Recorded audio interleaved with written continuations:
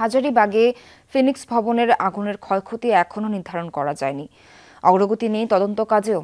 আগুনে পোড়া কারখানায় ধ্বংসস্তূপ দেখে হাহাকার বাড়ছে ক্ষতিগ্রস্ত ব্যবসায়ীদের। তারা জানান, ভবনটিতে থাকা ৮ থেকে ৯টি কারখানা গুদাম পুড়ে ছাই। সরেজমিনে দেখা গেছে অগ্নি নির্বাপনের কোনো প্রস্তুতিও ছিল না সেখানে।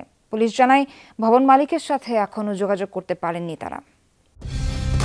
কালার এক্সপার্ট, জর্জ স্যাপ এবং মাইল্ড অন হ্যান্ডস টেকনোলজি সমৃদ্ধ অরিক্স ক্রিস্টাল ওয়াশ আপনার লন্ড্রি এক্সপার্ট।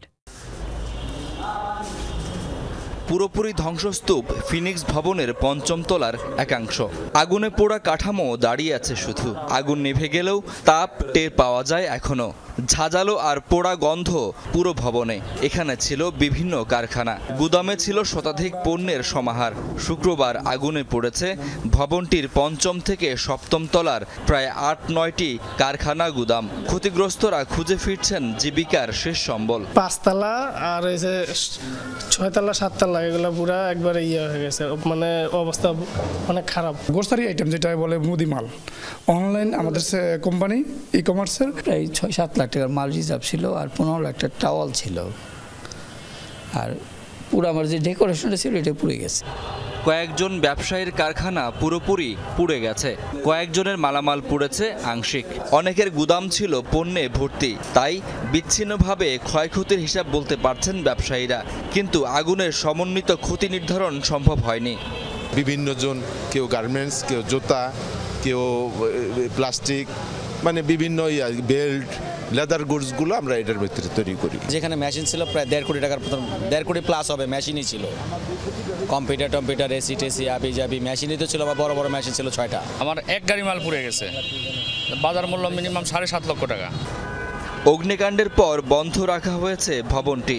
শুধু যাদের প্রতিষ্ঠান পুড়েছে তাদের প্রবেশ করতে দেয়া হচ্ছে। তদন্ত কমিটির কোনো দৃশ্যমান কার্যক্রমও নেই। পরিদর্শন করেছে পুলিশের একটি দল। তারা জানান, কোনো হতাহত নেই। কার কি পরিমাণ এখানে ম্যাটেরিয়ালস ছিল, গুডস ছিল, কার কি পরিমাণ যন্ত্রপাতি ছিল, এগুলো সবগুলো একত্রে কম্পাইলেশন করলে তাহলে বলা যাবে যে ক্ষয়ক্ষতি কি পরিমাণ হয়েছে। আমাদের সাথে ভবনের কোনো মালিক এখন পর্যন্ত যোগাযোগ আমাদের সাথে করেননি, বা আমরা তাদের সাথে যোগাযোগ করার চেষ্টা করতেছি। ফিনিক্স ভবনে আগে ছিল ট্যানারি। হাজারীবাগ থেকে ট্যানারি সরানোর পর এখানেও বন্ধ হয় কার্যক্রম। পরে কারখানা ও গুদামের জন্য ভবনটি ভাড়া দেন ভবন মালিক। কোনো ভবনে কারখানা স্থাপন করতে হলে ভবনটি নির্মাণে এবং কারখানা স্থাপনে বেশ কিছু নীতিমালা মানতে হয়।